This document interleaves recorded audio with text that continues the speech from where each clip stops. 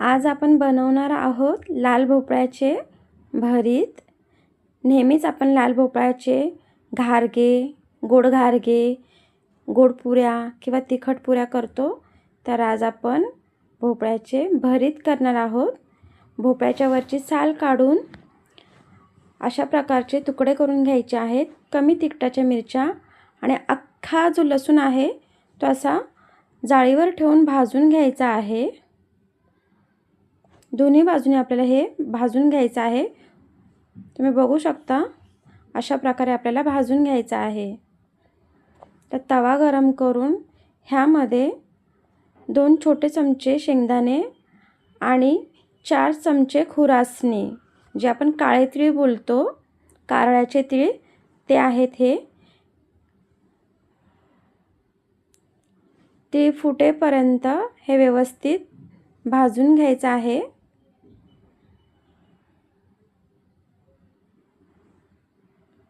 तीळ आणि शेंगदाणे खरपूस भाजल्यानंतर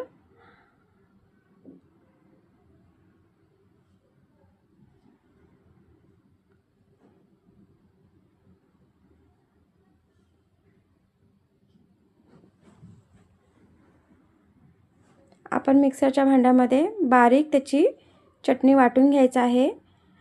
भोपळा भाजताना आपण त्याच्यामध्ये मिरची आणि लसूण भाजलं होतं, तेच मिरची आणि लसूण आहे। आता त्यासोबत खुरासणी आणि शेंगदाणेही आपण पाणी न टाकता हे थंड झाल्यावर वाटून घ्यायचं आहे।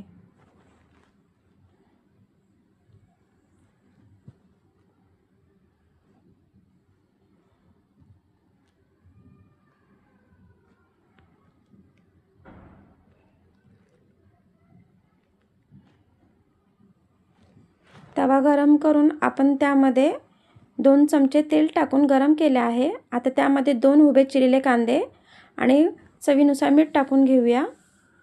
आता कांदा सोबतच आपण 15 ते 20 ठेचलेल्या लसूण पाकळ्या टाकून घेऊया।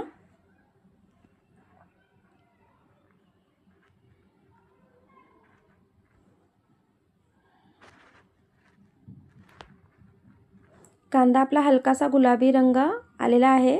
आता आपण ह्यामध्ये हळद, 2 ते 3 चमचे लाल तिखट, आवडीनुसार तिखट वापरायचं आहे। आता हे व्यवस्थित चमच्याने मिक्स करून घेऊया।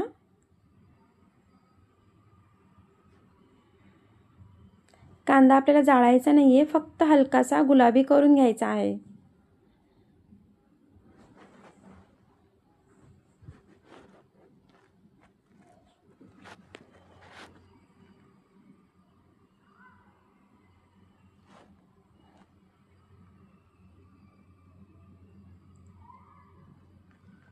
आता ह्यामध्ये आपण भाजलेले भोपळ्याचे तुकडे आणि मिरची टाकून घेऊया।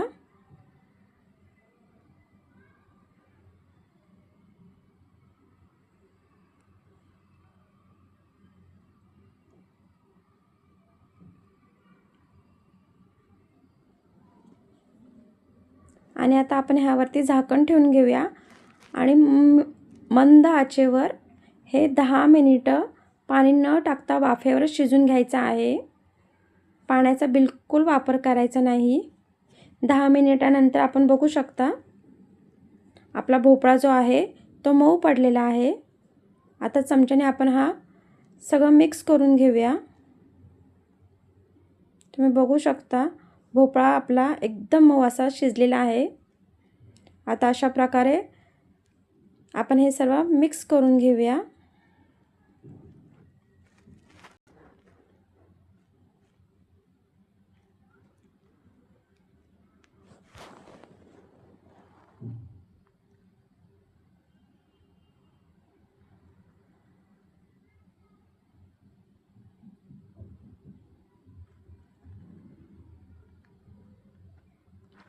आपण शेंगदाणे, खुरासणी, लसूण आणि मिरचीचे जे सुकं वाटण केलं होतं ते टाकून घेऊया आणि पुन्हा एकदा व्यवस्थित हे परतून घेऊया।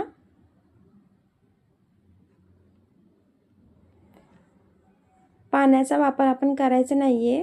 जे आपण भरीत बनवणार आहोत ते वाफेवरच आपण शिजून घेतलेलं आहे।